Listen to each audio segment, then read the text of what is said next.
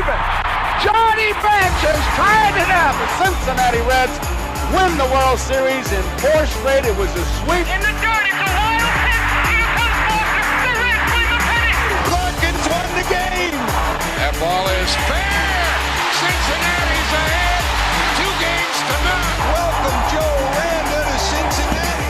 Adam Dunn has done it again. Benzinger backing and calling. And the 1990 World Championship belongs to the Cincinnati Reds. Marty, yes. This is Adam from Milwaukee. Hey, Adam, how you doing? I'm good. How are you? Good. Do you think Scott Hatterberg's a good player? Dunn up there with the bases loaded. The outfield deep and around toward right, and the 1-0 on the way to the plate. Swung on. Long drive. Right field. And this one belongs to the Reds. And a high drive. Hit back into deep right field. Jr. has just knocked the door down to the 500 club. Benson's first home run is a walk-off winner.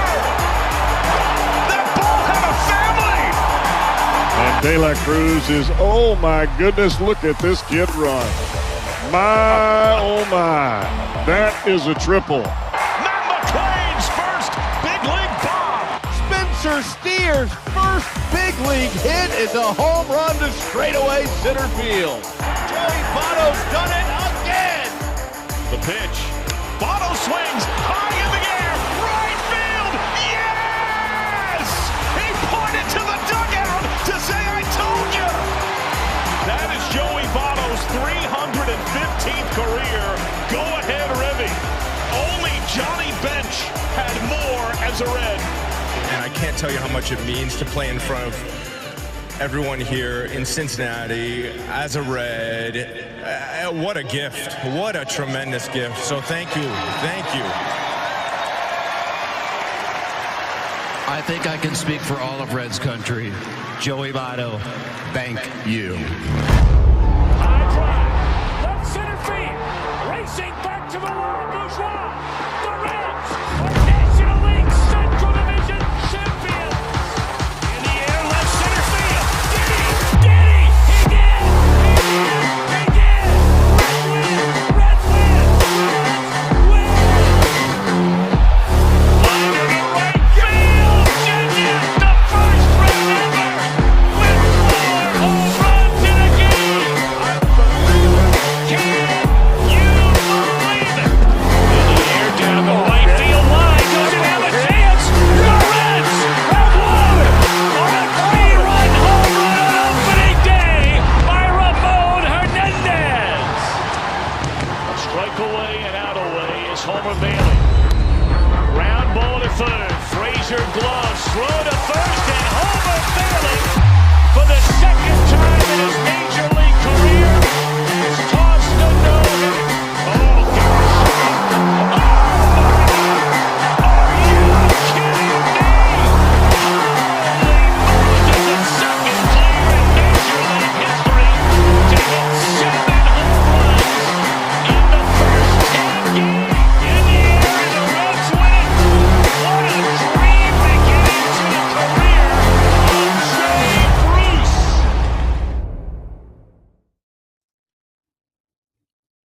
All right. We got to do one thing first. We got a lot of things to get to.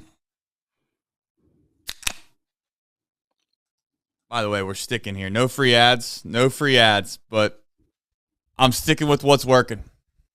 And I'm going to stick with it as long as I can. There's also something else that's been out there. I don't know if you've heard or not. But if you listen closely, you might hear it. Yeah, that's a sweep. No. Let's go. Let's fans. We back. Reds fans, we back. We all the way back. I already had that. I was going to use that as the opening for the podcast right before the music plays tomorrow. It's already set in motion. That's right. I mean, how could you not like Ellie De La Cruz? The English version of Ellie De La Cruz is unbelievably exceptional. And there's just a lot of things to get to tonight. There's a lot of things to get to. We have all of the traditionals in there. We got the Bosco recap. Of course, we have the deep drive, which I don't know. I mean, I'm sure what we're going to do with that, but I'm sure we'll figure it out some semblance of a solution, as we always do. Hopefully we don't have to go all the way to the Arizona Complex League. We got supers all over the place. And, hey, Nick, I told you that this team was going to have to do something that they weren't supposed to do. What'd I tell you? Now you told me, we shouldn't expect that. We took it to him. Took him to the old woodshed, as I say. Nick, how you doing, buddy? I'd say never been better. I mean, I am great tonight, Trace. This is a wonderful time to be a Cincinnati Reds fan, sort of. I mean, I don't know. What a weekend. I did not see this one coming. But that's what makes baseball incredible, right? I mean, you could play as terrible as you can play for week after week, and then somehow you find a way to go sweep the Dodgers. That's what we love about this sport, is the unexpected happens all the time, and it's what makes it great. Correct. We'll get into a lot of different things that happened throughout this game that obviously allowed them to win, but an overarching message on my end is the things that we needed to have happen that we've been complaining about for what seems like the past month have happened this series. It was the combination, Nick, of when one thing goes right, can we get one more other thing to go right at the same time? And we were able to do that this weekend. And we'll see how long we can kind of keep that going. But for now, it does feel like there's a little bit of juice here. We got a little bit of life, and by God, we needed it because it felt like we were right there on the doorsteps, and I think I was even saying the depths of hell. It felt like that's where we were at, and certainly this weekend has changed that mojo just a bit. And we'll see. We'll find out here soon. But I think that there's a little bit of reason to hope now that you get rid of the West Coast trips, Nick. And on top of that, you've played some good baseball teams of late. You're starting to get towards the end of May, which we said, get through May, and it does get a little bit brighter as far as the schedule goes. Now, it doesn't mean it's everything, as we've always said on this show, but it does seem, at least at this point, we have pulse. We have a pulse. Nick, anything you want to get to here before we do the box score recap? We can run through some supers too. I think we should do supers at some point, but you got anything to add here before we get to the supers? Yeah, let's get through supers. I think this Reds team overall, since maybe that 11-1 loss to the Orioles, I know they've lost a lot of games, but they've lost a lot of one-run games. I don't think this team has played terrible. And the nice thing about this weekend is I felt okay about this team. I didn't think this team was the worst baseball team ever. I thought this team was an okay team that's kind of just had a lot of things not go their way. I'm not going to go say like they're so back because they swept the Dodgers, but it kind of makes me feel like, okay, what I believed is more reality. This is a weekend, Trace, where the season wasn't saved, but the season could have gone off the rails this weekend. They could have got swept by the Dodgers, and then you're really in a deep hole. They've kept themselves afloat, and now they've given themselves a chance, and that to me is exciting. One last thing. Let's get this up to, I want to say 150 or 200. 200 likes? 200. I think 200. I think, man, that's a tough one. 175. Let's split the difference. All right, let's split the difference. 175 likes is the golden night. So if you've not, oh, man. Okay, that's fine. 175. 175. All right, 175 likes and Nick drinks. I also was trying to find a way to get my dude here to just sit nicely on the old stand. It seems like he deserves it tonight. So we'll see how long that lasts. He probably crashes and burns at some point. But that's here nor there. All right, let's do some supers here real quick. Former Viking helmet man, he's back better than ever. He said he doesn't need to tell us this, but he says, I promise I'm not a fair weather fan. I've just been busy with life. But LFG Reds, let's get another big winning streak going. Yeah, I mean, be ideal. Starting to play some division games, finally. Feels like we haven't played division games all year long, hardly. So that's some good news. I'm trying to figure out which way I need to go. I need to go to the right here. All right, Jordan, he's got the brooms. Thank you for that super. Just straight brooms. Nothing more needs to be said. John Silvani. Boy, I'll tell you what, John was not happy last week, and I don't blame John. I don't blame him a bit. But tonight is a different night. It's a different day. John, Time to play like the day in, day out. Time to play like this day in, day out. That helps. Be nice if I could read. MLB on notice. Doesn't take $1 billion to beat $1 billion team. It doesn't, but let's also be very fair here. They got like 30-plus wins. So, saying. Game Day 513 coming in. He is a Nutcutter. Welcome to Nutcutter Nation. We got some big-time Nutcutter Nation stuff coming up here relatively soon. Next week, I'm going to announce some things about the following week, and there's going to be a ton of membership content coming your way. And I think you're going to like that. Big Red Machine. I've always said, I say this, Nick. I've always said I love the Big Red Machine. Nothing gets me going. You know what? In fact, that's for you name it. Tony Perez. That one's for the Big Tone. He said the Reds swept the $1 billion Dodgers with backups and spare parts. Why not the Reds? Trace called it. June 2023 vibes. LFG. I mean, I didn't. I don't know if I called it. I mean, I did say I wanted it though. I'm gonna get greedy. When times get hard in your life, the best advice I can give you is you start to be greedy. You start to just assume things that you probably aren't supposed to be able to do. You just say, we're going to go and get it. I don't know how we're going to get it, but we're going to get it. We're going to sweep the Dodgers. And by God, we found a way to sweep the Dodgers. And to be honest, I thought we needed it. I know Nick's going to tell you take 2 or 3 would have been fine. We need some positive momentum, and we got it.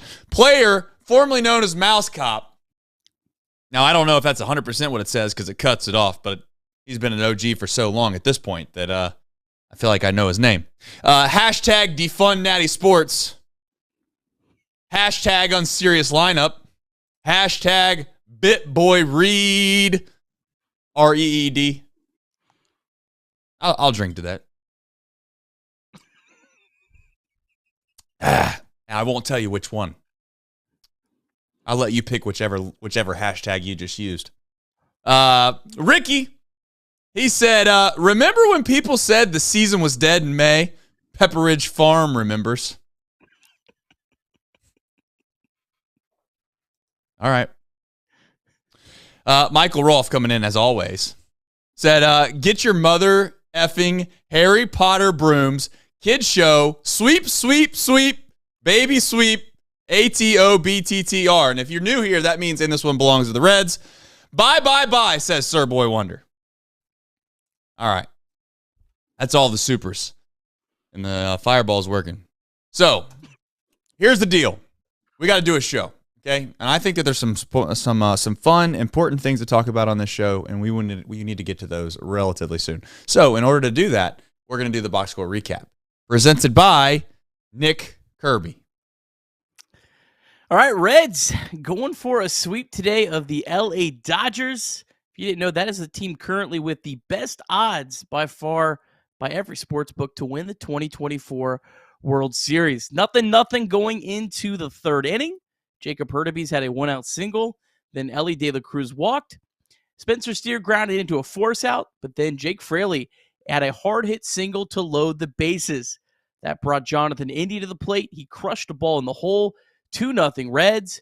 India then stole second base, and Martini blooped a single to make it 4-0 against the Dodgers.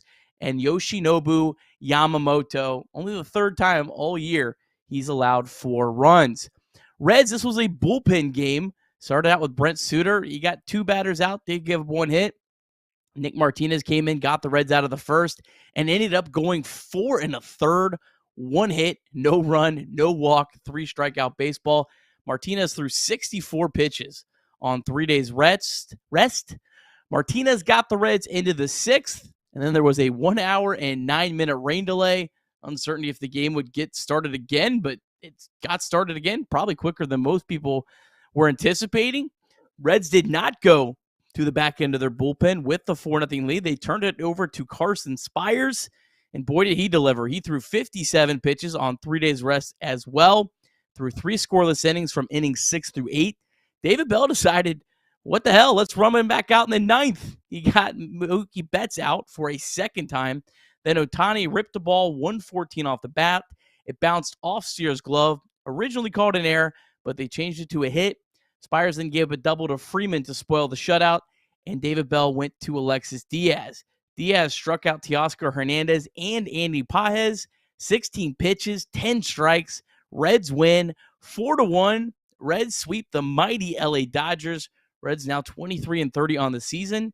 And the Giants lost today. So don't look now, but your Cincinnati Reds are 3.5 games out of a playoff spot. And we have a Deep South Commodities deep drive of the day. I knew you were going to find a way. Sal Stewart, Carlos Jorge, and Victor Acosta have all homered tonight for your Dayton Dragons. Who are they playing, you might wonder? Quad Cities. Quad Cities. You know what that is? That's double the Twin Cities. Tyler Callahan also homered for the Chattanooga Lookouts. Choo-choo. Would have been a really good night if that was Austin Hendricks. But we all know that you can't ask for too many things in one day. So we won't ask. But the DSC Deep Drive of the Day is sponsored by Deep South Commodities, and they are a leader in renewable commodities for biofuel production, specializing in used cooking oil collection, aggregation, and sales. Visit www.deepsouthcommodities.com for more information, and thank you to John and his team for supporting this show. And one way you can support our show right now is to tell a buddy, call a friend, do whatever it takes. Open up every burner that you might have known to mankind inside the old YouTube thing, and like the show. We're at 111 likes, Nick. You're in a pretty prime position to indulge in some adult beverages, is what we'll call it. So, all right, let's jump into the show here. Sweep is the first deal here, and listen, we kind of touched on this here to start the show off. I know. You always kind of feel a little bit different after a sweep versus just winning a series, certainly. How much of a difference is it? You know, one could argue that it may be not as big of a deal as some may make it out to be, but I think more or less it's just like at some point this team needed to turn a corner in some form or fashion, and it feels like this was the perfect opportunity, more or less. And that's why I was saying, hey, let's go out and sweep these guys, because there's only so many more opportunities, it feels like, this season that you counted on them to lose, in a way. I don't mean that to be negative. I'm just saying that when you look at every series moving forward, for the most part, you could sit there with a straight face and be like, we could win this series, or we should win this series, if obviously everyone's healthy. We know the situation as of late. They've just not been the same team we thought they were going to be. But the Dodgers, even in spring training, and if you said, hey, you're going to lose 2 series to the Dodgers, probably would have been like, yeah, all right, I can see that. But not only do they find a way to sweep them, they also now at this point, and I like doing this because I think it's a funny little bit, they hold the tiebreaker over the Dodgers, just in case that's a need. Just saying. Nick? They also hold the tiebreaker against the Phillies. I mean, just play, hey, you know what? Maybe it gives us some hope, because Reds have played well against the 2 best teams in the National League. The 3rd best team is the Brewers. Maybe this is finally the year the Reds can take it to the Brewers. But it makes everything look so much better when you get a sweep. Obviously, the Reds had that just disaster of a homestand that was a part of that 8-game losing streak. Since then, the Reds are 7-9. And if you would have, going into the season, said the Reds are going to go 7-9 in a stretch against the Giants, the Diamondbacks, the Dodgers, the Padres, and the Dodgers, you would have been like, oh, yeah, that's perfectly fine. Right? We would have accepted it. Again, it's that 8-game losing streak that was the killer. That's why the Reds are in the hole they're in. It's not because of the way they played over the last 2 weeks. I think, in fact, the way the Reds have played over the last 2 weeks is actually fine. It is okay. It's what you would have expected against this level of competition. So that's what gives me some hope. Look, the Reds got a chance now. You're playing the part of your schedule that's better for you. Now, I'm sure the Dodgers, not going to this weekend, they were playing the part of the schedule that was good for them too. So it is still baseball. Anything can happen on any given night. But this is hopefully just a weekend that gives the Reds, all right, breath of fresh air. Hey, we got a chance here. We're not that bad. We're not terrible. Everything that was going against us, it stopped. Unfortunately, they couldn't get a 1-run win this weekend. They had to win the games by 3, 2, and 3. Would have been nice to get a 1-run win. So, but oh well, we'll take them how we can get them. Well, hopefully those one-run losses even out. I think that's the semblance of hope, right? Over a course of 162, are we really going to go like 4-20 this year in one-run games? You'd like to think the chances, even if you're a bad baseball team, you have to be pretty unlucky to have as bad of a record as we have in one-run games. Now, I'm not suggesting that it's all luck by any stretch of the imagination. They've found ways to lose these games, and part of it's because they don't play great baseball over a certain period of time. Jumping into the game today, I don't want to bounce around too much. I do want to say Suter. You always overlook the opener when they do their job. I'll just say that, right? Like if you go out there and you give up 2-3 runs as an opener, then all of a sudden, like you're the scapegoat for the rest of the game. And the last few times against the Dodgers specifically, we've had success with the opener situation. So that led into the third inning, and I know that you kind of have a rundown of the third inning, but that clearly was the deciding inning, if you want to call it that, of the baseball game. And we finally got the big hit. We needed it. And we finally got it. So I don't care if it was luck. I don't care if it was a seeing eye single. I don't care if it was like almost a broken bat flare in the outfield. I don't give a damn how we get them. We just need to continue to find ways to get these big hits. Because, again, I don't think this team, Nick, to be honest, I don't think this team's good enough to overpower teams more times than not. Not just the Dodgers, but a vast majority of teams in this league. I don't think they're good enough just to be like, no big deal. We stranded 2-3 guys here in scoring position throughout the course of a game because we're going to eventually just bop a couple over the fence and it's all not going to matter. Today, that didn't happen, and that was obviously the reason that they won. So the third inning, you kind of run through this if how you see fit. Yeah, I mean, look, they really had one chance in this game to score runs. I mean, the rest of the game, the Dodgers pitched like you would almost kind of expect the Dodgers pitching to pitch. They had a bases loaded chance towards the end, though. They had a bases loaded chance towards the end. 2 out. It was 2 outs, bases loaded. It wasn't like it was a great scoring opportunity, but they did. But go ahead. Yeah, but they were few and far between. Correct. So the Reds got some breaks in the third inning, but again, they also created a lot of their luck. So Hurtubise led off. He singled on the 6th pitch of the at-bat. Then Elly De La Cruz walked. Elly has not been playing great of late. Really nice to see the Reds sweep a series, and Elly didn't even do a whole lot. That's really encouraging, to be honest. But Elly walked. That's great to see. Jake Fraley singled on the 7th pitch of his at-bat. Then Jonathan India, he got ahead in the count 2-1, got a sinker near the middle of the zone, drove in 2 runs. India then stole second base to get 2 runners in scoring position. That proved to be big because you got that big lucky break. Nick Martinez, little bloop single, put the bat on the ball. There was just so many good at bats in that inning, and that's what the Reds have to do, especially right now when they're down several key offensive guys. They've got to grind out these at bats. They've got to try to capitalize on every chance that they get. Doesn't mean you're going to be successful at every chance you get, but at least the process in that third inning was one of the best. It was one of the best innings I think I saw all year out of this offense, just from a standpoint of the effort, the grinding in that at bat, the making a really, really good pitcher in Yamamoto work. I completely agree, and I if we want to try to carve out a silver lining here, right, and really do the whole Chatterbox Reds bit, and I know some people hate us for being this way, and I certainly am nowhere near as far down the path maybe as you are in regards to positivity all the time. I'll put my hand up in saying that that isn't my best trait. But Jacob Hurtubise never gets an opportunity to play in Major League Baseball. Let's be very clear.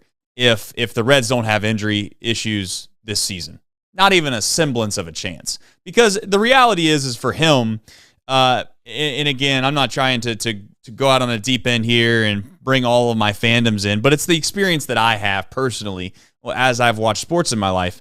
And there's some semblance of like a Stetson Bennett, and I know I'm a Georgia fan, but like there's a little bit of a Stetson Bennett in Hurtubise, right? Like it takes a perfect storm for the kid to even get a chance. And then from there, you realize, like, you know what? The guy's had success throughout his entire professional career, and he's had to work through all of everybody doubting him for so long.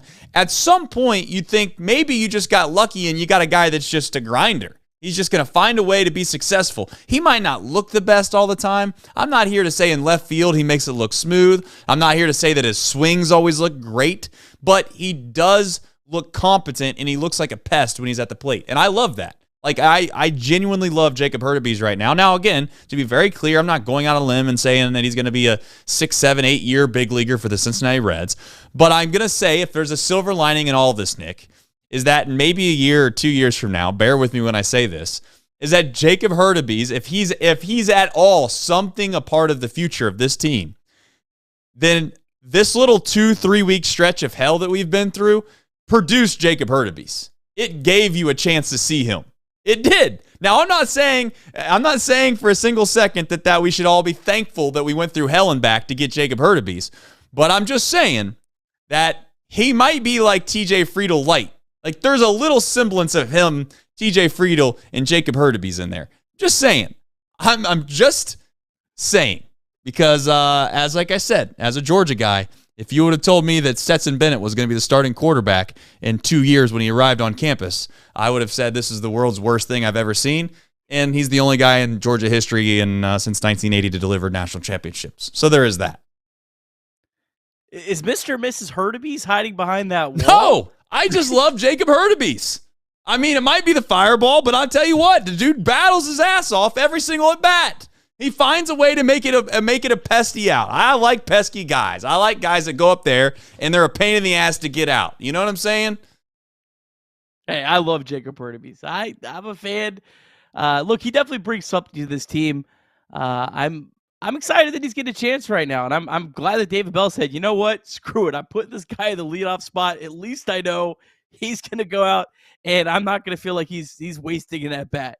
Every time he goes up, I know this kid is giving me 110%. We'll take it. We'll live with it. It's also nice that he can lay down a sack bunt. I know it didn't. It didn't help out, but he has that ability to do that when he's in a tough spot against a lefty. And when you're hitting in front of Elly De La Cruz, that's a positive. So, and when you have the lead, again, this is the second day in a row the Reds have bunted late with a lead. I'm 100%. I think he's doing that on his own, Nick. You think David? I don't think David Bell's calling that. I really don't. I think Hurtubise is just like, you know what, this is a decent spot for me to bunt. I'll see if I can't get a hit out of it. And if worst case scenario, I'll move him along. Not to cut you off, but I'm saying, like, I think Hurtubise knows his role. You know what I'm saying? Like, I think he's like, I'm here to have good at bats, move guys over, be the glue guy, if you want to call it that, and let Elly De La Cruz and those guys be the big time firework type guys. Yeah, he might be. He's not trying to do too much. He's an okay hitter against left-handed pitching.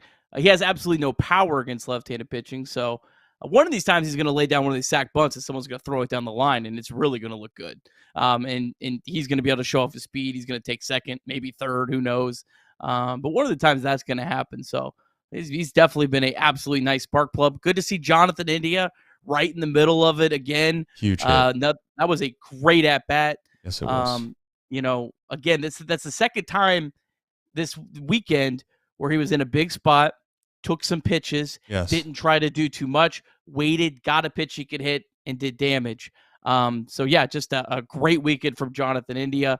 Man, I hope this is the start of something to come. And look, India's going to start facing some weaker pitching.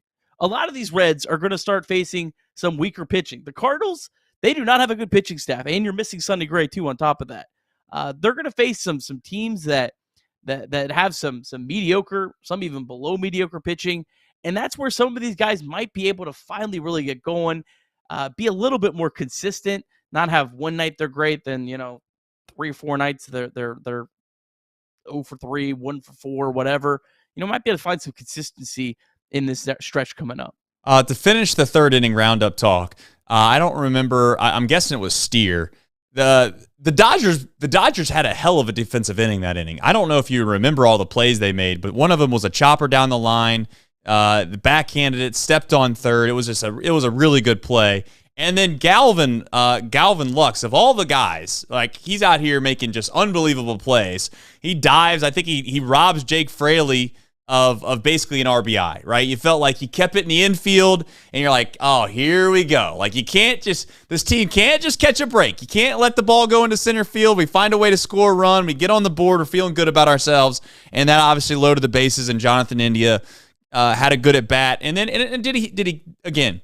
This is where sometimes, and I don't mean this to come off as like an analytical thing, because that's not what I mean by it. But like, this is where sometimes you don't always have to have high exit velos. You don't need to always worry about, like, just put the ball in play from time to time and good things will happen. That ball couldn't have been hit that hard. I was there at the game. It looked like it was just basically like a weak little chopper to the right side, and it found a hole. And then on top of that, Martini hits I don't even know what to say about it. It was looked like a broken bat flare job that got lucky. So, anyways, why are you smiling so much, Nick? Think I'm making fun of analytics? Well, India's single was 104.3. Okay, what was the launch angle then on it? It went into the ground, but he did hit it hard then. Okay, fair enough. It looked like a high chopper to the right side that luckily the analytics department didn't have Galvin Lux there. I was surprised when I was looking it up when I was doing the box score. I thought, that was probably like a 90 mile an hour. No, he actually good. Hit it really I'm hard. glad to hear he hit it harder than I thought. I know who didn't hit it hard was Martini. Martini was, I just had it. His was 72. Right. Well, we'll take it, though. They all count, baby. We deserve it. We deserve that. That's right. Yeah. No, we do deserve it. Boy, we've been through the ringer. All right. Jump into the pitching. Couldn't have gone better. Literally couldn't have gone better. I don't know if there was one person you could be frustrated with or upset with. I do want to say, to get in front of this, I love Spencer Steer. I know it was a hit. I'm not suggesting that you 100% like, oh my God, it's the world's worst play. I would just like my first baseman to catch that ball, personally. And I know people are going to be like, well, it was 120 miles an hour off the bat. I know, it was like literally right at you, though. Like, you're the first baseman. It'd be one thing if you were the pitcher, but you're the first baseman. You got to be ready. Ohtani's in the box, left-handed swinging. But that was really the only – I think that was the only reason Spires didn't get through the game. I could be wrong. Yeah, right? I think if Candelario was playing first base, he probably catches that. I'm not going to sit here and crush Spencer Steer. He's not supposed to be playing first base. That's like – he was option number 5 there at first base this year. Coming into the season. But yeah, I mean, you would like your first baseman to make that play. It was also ridiculous. They scored it an air because you can't score a 114 mile an hour line drive. If they didn't have StatCast, they would have scored it in air. Absolutely. They 100%. Someone went, do you see this? And they're like, oh yeah, I'm not doing that. Right. But yeah, Nick Martinez, ERA as a reliever, 0.85 in 21 2/3 innings. He threw 9 1/3 scoreless innings against the Dodgers. He gave up 2 hits. 2 hits. Unbelievable. Nick Martinez at this point, whether he likes it or not, and he did it to himself, he will never start another game. And I don't mean that negatively. I'm just saying, like, if we need him to be a starter, then he gets an opener. Okay? I don't care what it is. You just don't mess with something that's seemingly good. At least let me see it all the way out, and he starts to get hit a little bit as when he has an opener. But if I see him as a starter again, I will actually be one of the David Bell people before the game starts, screaming and yelling about, like, this is ridiculous. Because you can say whatever you want about it. I don't care if it's just pure coincidence or not. I'm not messing with a good thing. So Nick Martinez, shout out to him. He looks so good too. Like, that's the other thing too. It wasn't like a luck, It wasn't like, oh man, he's just getting.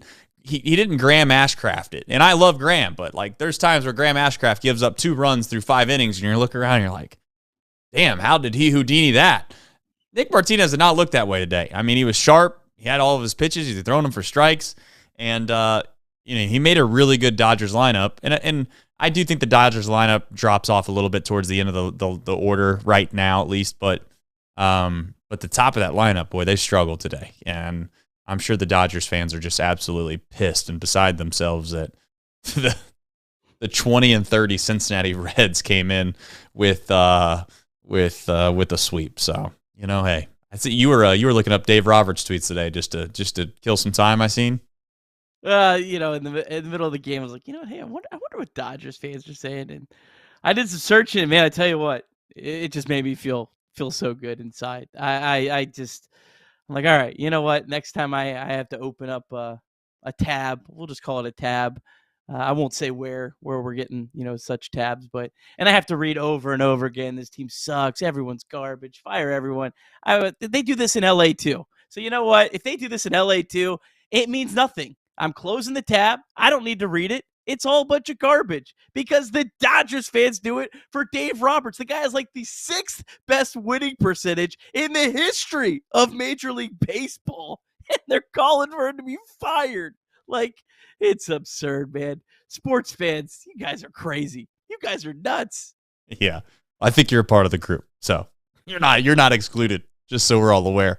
All right. As always, you know the drill around here. Nights like tonight, you might not think that you need night 8-8. You might not think it, but you never know. And if you do need it, by all means, it's there for a reason. Text, call, mantherapy.org. Shout out to those guys for supporting our show and also supporting the folks that need that service from time to time. And that's okay if you do.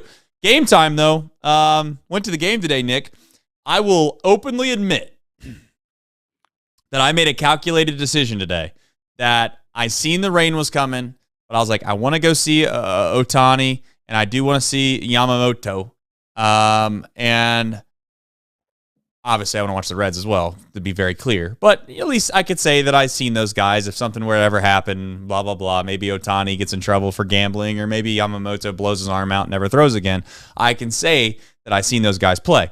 And when I went, I made a calculated decision that I was going to stay, and then as soon as it got really, really bad, I figured they were going to call the game. I was shocked, Nick, that they didn't call this game. I'm being serious. I obviously put out the tweet earlier that if you were David Bell, would you consider using your closer and setup man in the 5th and 6th inning, just in the assumption that when you look at the radar, there was no chance they're going to play this game once they stopped it, and certainly they did. But when I went to the game, Nick, I used the Game Time app.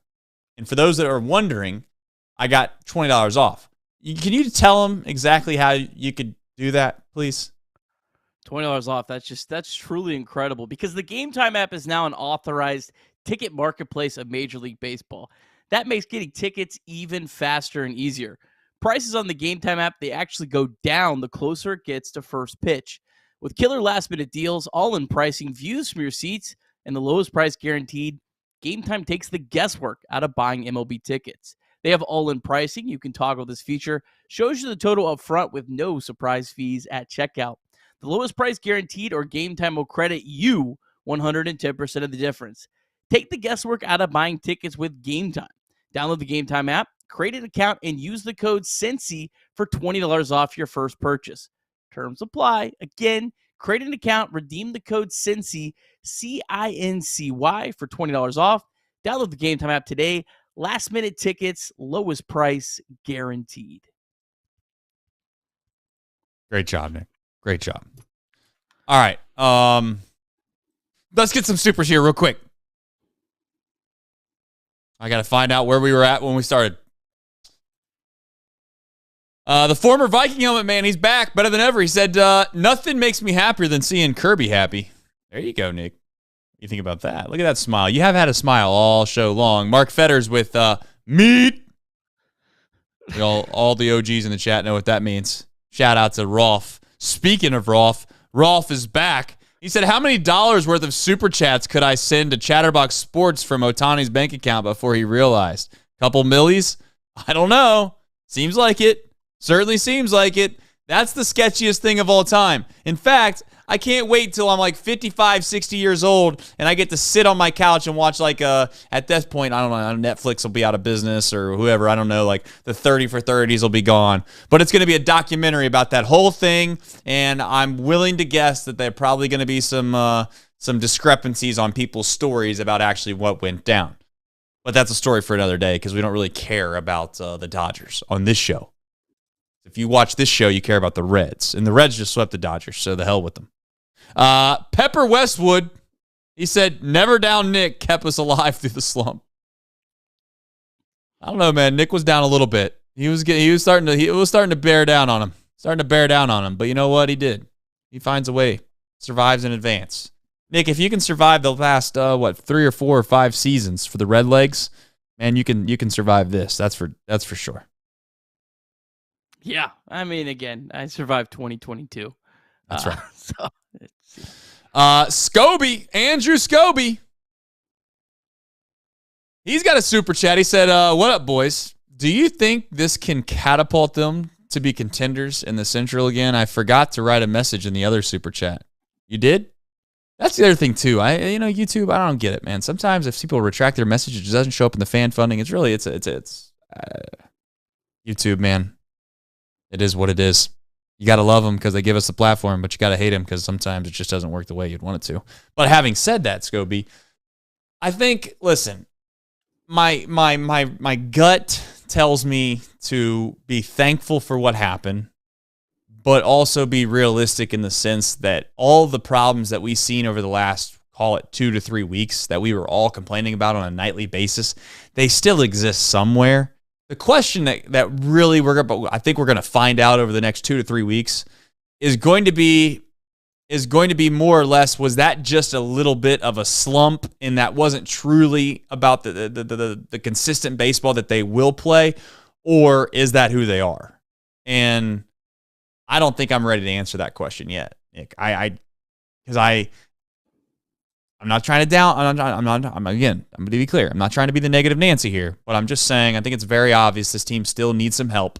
They got some help on the way, yeah, but let's just say Hurtubise, and I'm not trying to. No one said Hurtubise. If he steps up and he plays like TJ Friedl-esque, okay, and you have Espinal, who again starts to play much better because he played so bad at the beginning of the year.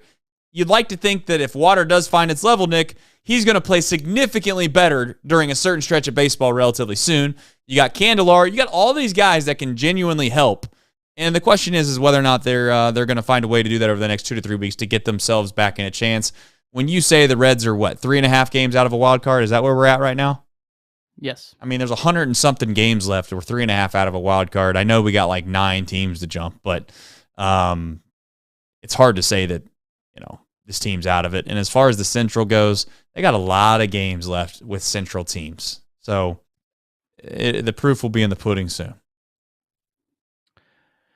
Yeah, I think that the Reds would either need to play incredibly well against the Cubs and the Brewers, or need those teams to play poorly over the rest of the season, or have a bad stretch or something to have a chance at the Central. I think right now their most logical path is the wild card, because I know the Padres won 4 of 6 against the Reds, but I don't think the Padres are that much better than the Reds. This is a Reds team that has a run differential of -3. I don't think this team has been 23 and 30 bad.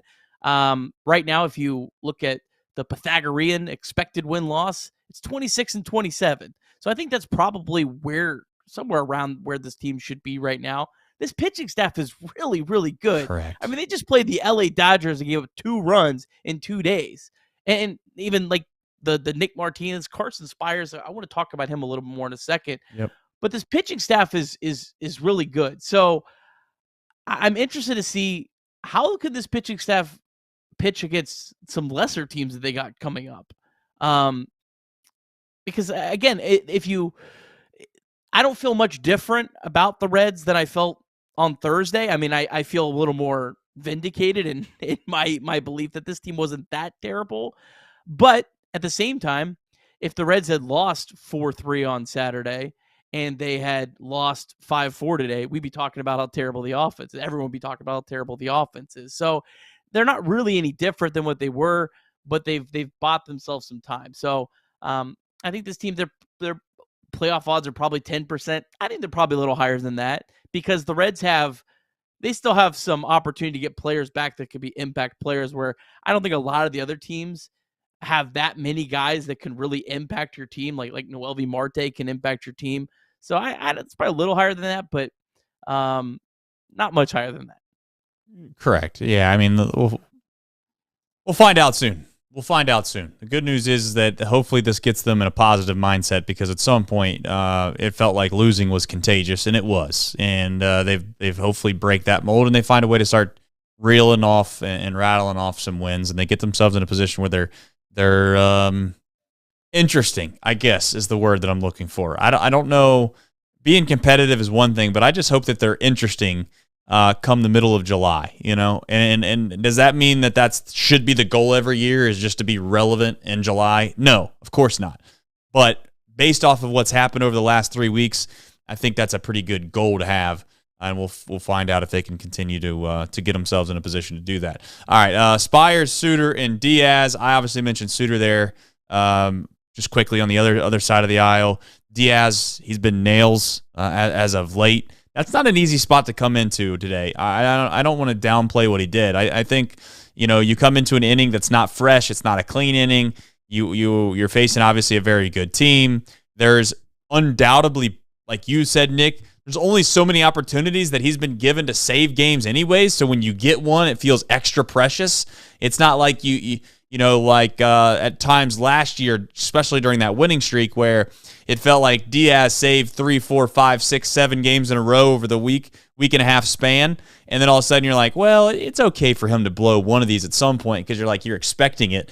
He's not been given enough opportunities now to where if he blows one of these, Nick, we all know the deal. I mean, he's going to be absolutely jumped. And fortunately for him, he threw the ball incredibly well.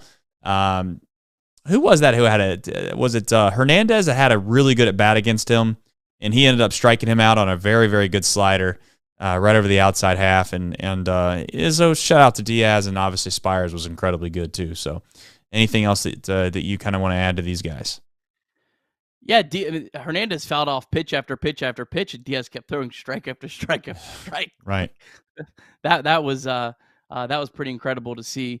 So yeah, I don't know what they said to Diaz, what they've been working on. I'm sure they've been working a lot behind the scenes. There was a couple opportunities where David Bell did not use him in 4-run lead type situations. Yep. So I think that was because they were working on things. That would be my guess. But yeah, Alexis Diaz looked like the Alexis Diaz at least for 2 days. So that's encouraging. Brent Suter just, did his role well. 7 pitches.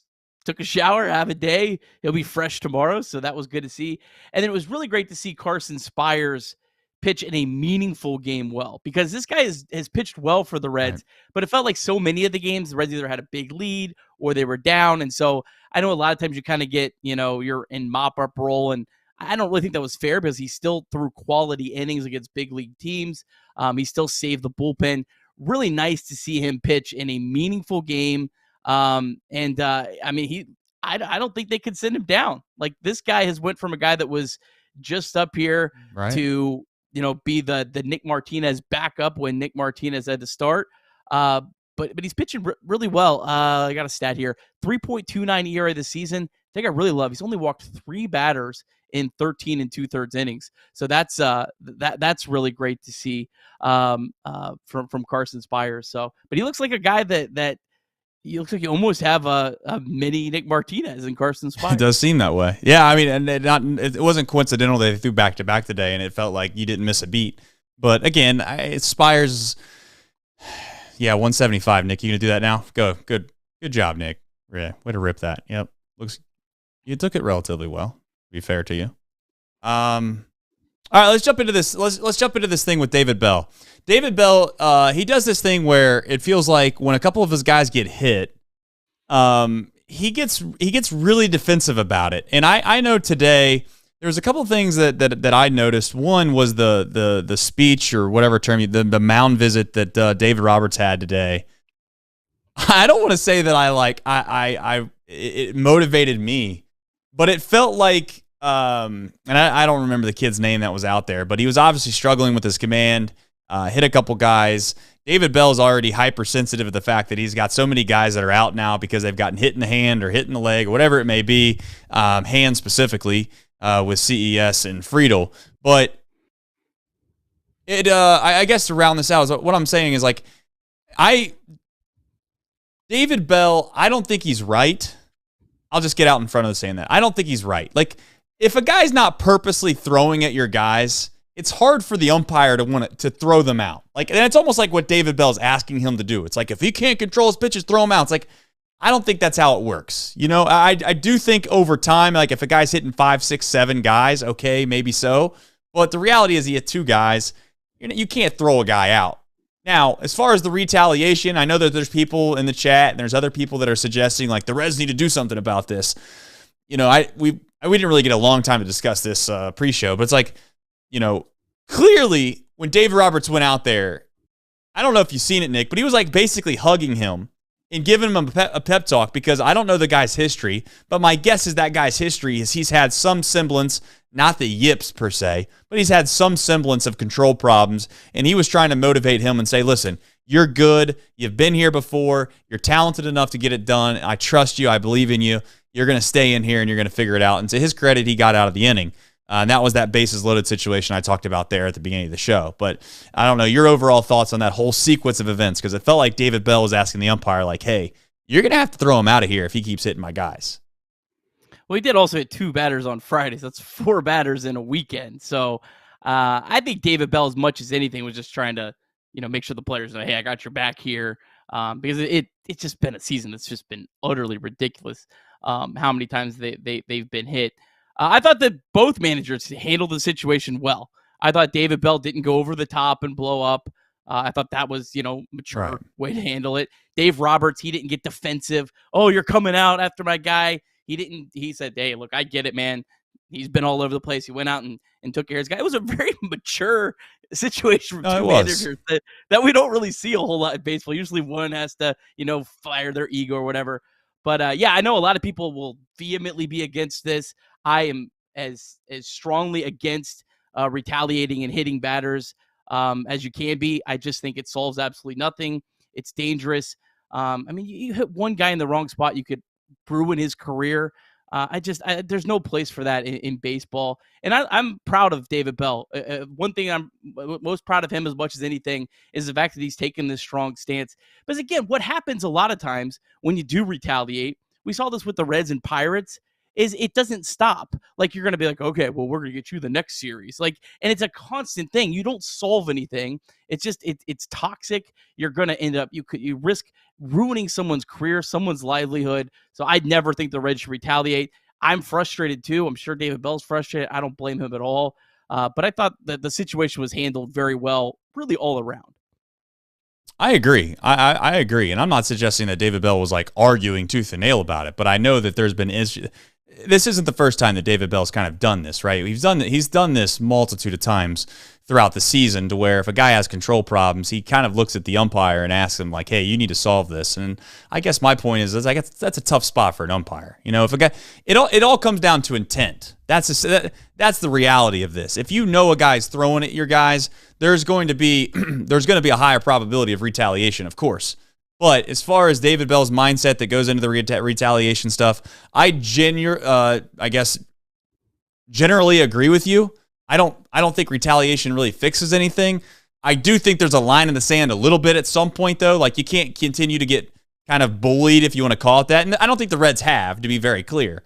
But I think that it's one of those situations where if you eventually have to stick up for one of your players, then that's where the unwritten rules of baseball comes into play. I mean, that's just the facts of it. And I don't think that it's right per se, but I do understand why it exists, I guess is my point. So I kind of see both sides of the aisle on it. And again, I don't think today had any semblance of malpractice, one iota from the Dodgers guy. He just struggles with his command. And I mean, he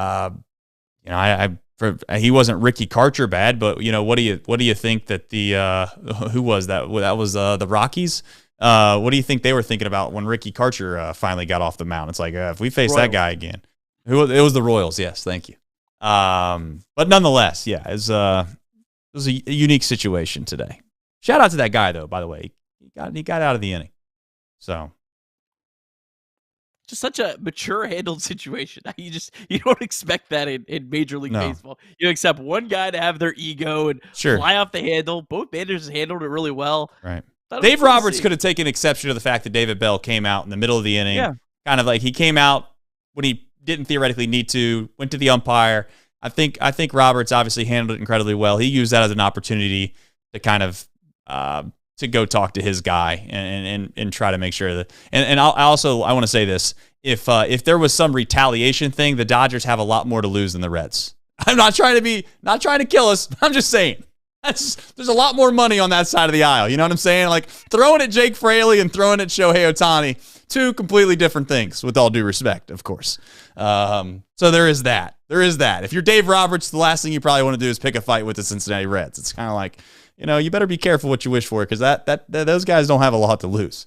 And Dave Roberts also has to realize that on the other side, it's all-star coach David Bell. That's right. I mean, yeah. How could I forget all-star coach? All-star coach. Yeah, that's what it was. Right. Yeah. All-star coach. How could I forget? All right. Reds MILB. Nick, we have games. They're final. Well, Louisville got rained out.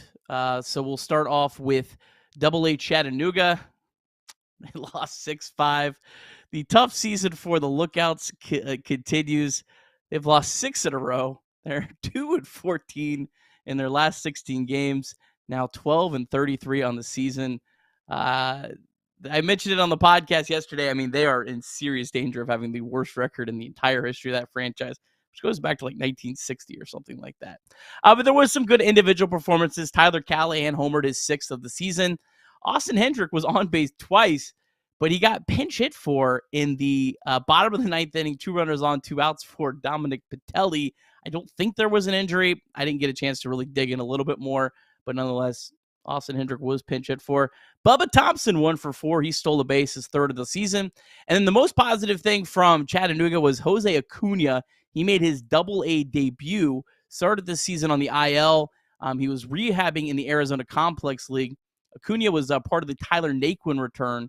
Had a nice 3.93 ERA, 100 strikeouts and 100 innings last year at Dayton.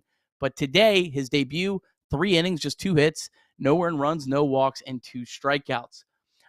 Dayton is still somehow playing for some reason. They're up 15-2 over Quad Cities. They have a billion homers. Carlos Jorge, Victor Acosta, Sal Stewart, and Cam Collier have all homered. I'll run through that full box score on the podcast tomorrow morning and maybe some nuggets on that. But shout out to Dayton for having a big performance. And then I didn't put it in. Daytona Tortugas, they lost 7-4 to Fort Myers. Tortugas had their 3-game win streak snapped. Ricardo Cabrera was 1 for 5. Ariel Almonte 1 for 4 with a double. 2 of the pitching prospects we're watching down there. The lefty Adam Serwinski, he's the Reds' number 30 ranked prospect. He threw 3 2/3 innings, just gave up 1 hit, no earned runs, 2 walks, 3 strikeouts. He's now got a 2.73 ERA through 9 starts this season. And then Anier Laureano, he gave up a run in an inning and a third. Only the 3rd earned run he's allowed all season. 23 2/3 innings, 33 strikeouts. And also Sammy Stafura, he got called up to the Daytona Tortugas. So be excited to see Sammy Stafura in some games. They're now actually on TV. It's a broadcast, but they are now on TV at home, so you can kind of see moving pictures down there. Gotcha. It sounds like it's a good one. Sounds like it's a really good one. You were so nice about that. That was very, very professional of you, Nick. Speaking of professional, I like bacon. He says, go Reds. Thanks, Trace and Nick. Cheers. Thank you guys. You guys are the best, man.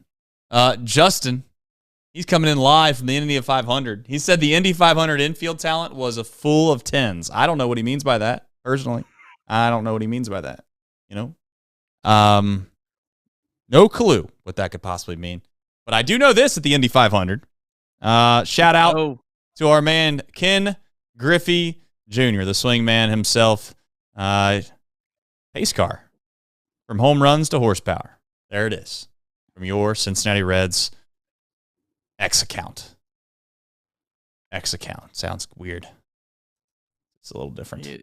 It'll never not be. Indy 500 talent. Full of 10s, he says. Jeremy Ward chimes in. He says 175 likes plus. Drink up, Nick. He did do that. So we got to that. And I will say this: we're 6 alike. We're 6 likes away. 6 Measly likes away. 5 likes away from 200. That's pretty impressive night. That's a pretty impressive night. All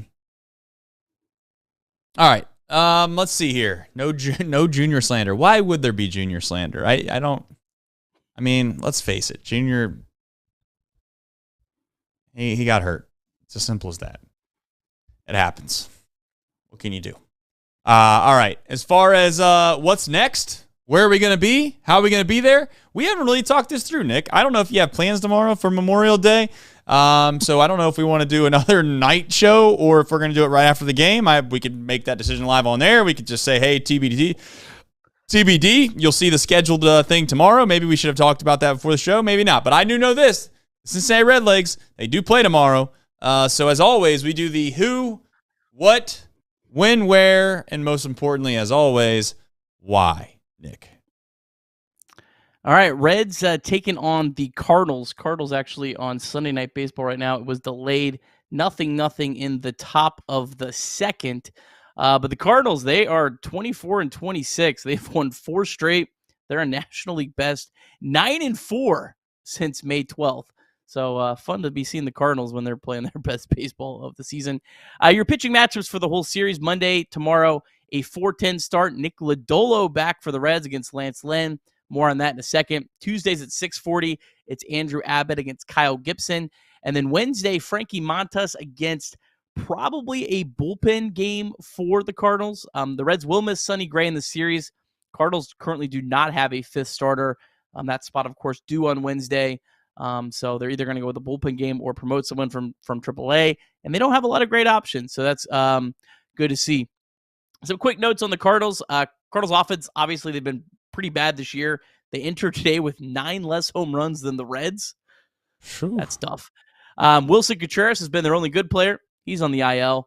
But Mason Wynn, he was their highly ranked shortstop prospect, had a really brutal offensive season last year during his debut. He's having a nice season so far, 301 average, 793 OPS. And then Gorman, Burleson, and Nootbaar, they've all been playing much better of late the last couple weeks. I think all those guys have an OPS over 1,000 the last 2 weeks. And then Paul Goldschmidt, he's having a miserable year, but he's been a little bit better of late. All right, more on this pitching matchup tomorrow, Memorial Day. Lance Lynn, he's having a pretty solid season for the Cardinals. Coming off 6 great innings against the Orioles, 2 hits, no earned runs, no walks, 5 strikeouts. Lynn is 12-4, career 3.29 ERA against the Reds, 4-3, 4.22 ERA at Great America Ballpark. However, last year, Reds scored 4 runs on 8 hits against him at Great America Ballpark when he was with the Dodgers. Active Reds, 10-for-48 against Lynn. That's a 208 average, 622 OPS. The notables, Candelario is just 2-for-13, but does have 4 walks. India, 1-for-3 with a homer, and Jake Fraley, 3-for-7 with a double. Nick Lodolo making his first start in 16 days. He's only faced the Cardinals twice in his major league career. Both times were in 2022. Actually, 2 of his first 6 big league starts. One really great start, 1 run in 5 2/3. Other one, he didn't make it out of the second inning, gave up 5 runs. Active Cardinals are 4-for-14. Arenado's 0-for-3. Goldschmidt 3-for-5 with a homer and a double. And Trace, the Reds going for a 4-game win streak tomorrow. They've yet to do that this season. Is tomorrow the day? Boy, it would be nice. It would be nice. I see some people already in the chat saying we got to sweep. We got to sweep. Now, let's not get ahead of ourselves. As the guy who's asking for a sweep of the Dodgers, I think it's a little much to sit there and suggest we do another sweep. But you know what? I'm not going to say we can't. I'm not going to say we can't. We got some good arms going. That's a positive. Throw Lodolo at them. Throw Abbott at them. Hopefully their splits against left-handed pitching isn't as good as right. That would be nice. But we shall find out. As far as tomorrow goes, we will make a decision when the show's over as far as the time of when we will do the show tomorrow. So we're going to do a show, just a matter of when. So stick around, check the YouTube channel tomorrow, and it'll pop up there as a scheduled broadcast, and that's when we'll go live. As far as other things, Nick, that are of relative note, we have 206 likes tonight, so I don't know if we want to do something extra special for that or not. I got a baby. I'm not doing any more shots. That was the one and only. I got to go hold a baby. So I'm going to try to be somewhat responsible. All right. Well, I'll pick you up. It's all right. I'll pick you up. Don't worry about it. It's okay. All right. Here's what we're going to do. Nick has a cage pillow to figure out because I don't know if you know this or not, but Nick, he's got a pillow that's got Nick Cage all over it. And how this became a thing, well, you have to go back to the series in Boston to find out. Can Cage come out 4 days in a row tomorrow? Look at that guy, man. I tell you what, it wasn't too bad. Wasn't too bad. You ever wonder if I know the chances aren't high, but if the Reds get to themselves, we're in the World Series, maybe the show's still going on, we're just killing it, blah, blah, blah. You ever wonder what Nicolas Cage would think if he just randomly seen some show out of Cincinnati, Ohio, just have a sequin pillow of his face on it? I mean, what a world. I've ever been a part of. What a world. I still, every time I pull the thing out, I'm like, how the hell did this happen? That's right. How did this Nobody happen? knows. And I don't even know how the Trace, dunking. Go ahead. Trace, I do have one more serious point. Oh, please. Before we wrap this this is up. a very serious show. It's not that serious, but No, it's serious. Let's hear it. I'm looking ahead, and I tell you what, the pitching matchups, I really like them. I really like them against the Cardinals. I like them against the Cubs. I like them against the Rockies. These are some pitching matchups that really favor the old Red Legs. Let's see if they can get on a roll here. All right, we got a couple supers to get through here. And I'm going to take you home with them. Nick, clear that middle bar for me. Let's see here. Michael Roth. Boy, oh boy, Michael Roth. I tell you what, he's like Pete Rose. Just hit after hit after hit. It don't stop with him. He says, speaking of streaks, I've got a parade reputation to uphold. Win streak, if you will. Catching Geta at parades. Is that right? Geta? Catching Geta? Is that right? Nick, please check it. I feel like an idiot right now. Catching Geta at parades? Getting it tomorrow. Yeah. Go Reds. Is he talking about That's cheese? I'm confused. Throwing cheese. Roth, Let's go. You got me confused.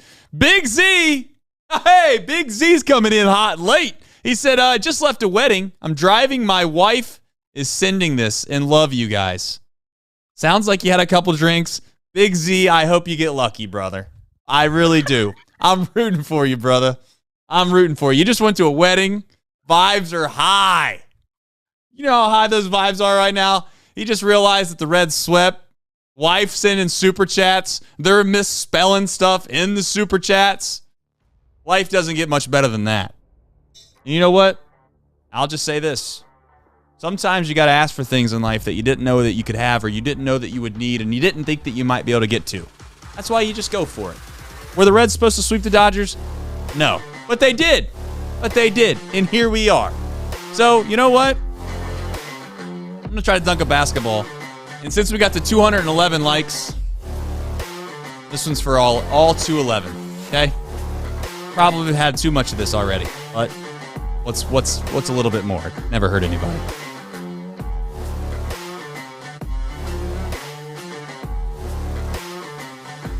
Oh, man, that's rough.